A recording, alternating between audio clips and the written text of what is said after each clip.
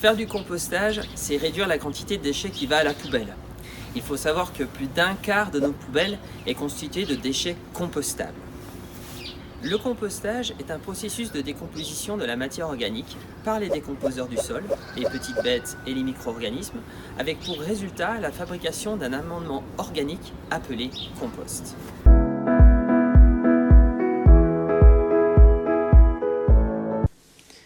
Toutes les épluchures de fruits et de légumes peuvent se composter, y compris les fruits et légumes entiers qu'il faudra préalablement couper, tout comme les épluchures d'agrumes. Vous pouvez aussi déposer dans votre tas de compost le marc de café, les sachets de thé, ainsi que le reste des plantes. On évitera de déposer des déchets d'origine animale, comme la viande et le poisson, à l'exception faite des coquilles d'œufs bien écrasées préalablement. Pour faciliter la décomposition, vous pouvez apporter en mélange avec vos déchets les sacs de type Kraft compostables, les boîtes d'œufs en carton, les rouleaux de papier toilette ou d'essuie-tout, mais surtout pas les sacs dits biodégradables qui se décomposent mal dans le tas de compost.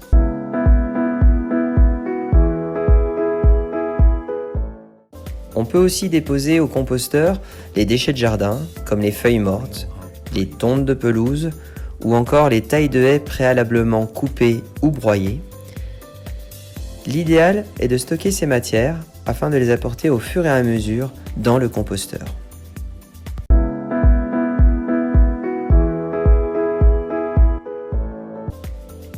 Lorsque vous déposerez vos déchets de cuisine au composteur, il faudra bien veiller à étaler les déchets sur l'ensemble du tas.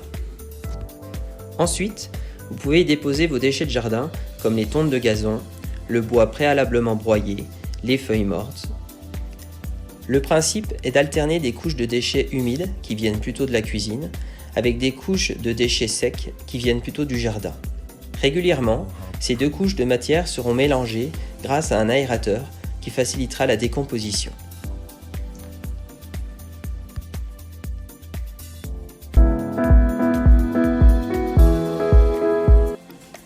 Au bout de 6 mois à 1 an, on obtient du compost prêt à être utilisé. Il peut être répandu au pied des plantes du jardin. Pour les pots et les jardinières, il peut être utile de tamiser le compost afin d'obtenir un produit plus fin et plus facile à utiliser.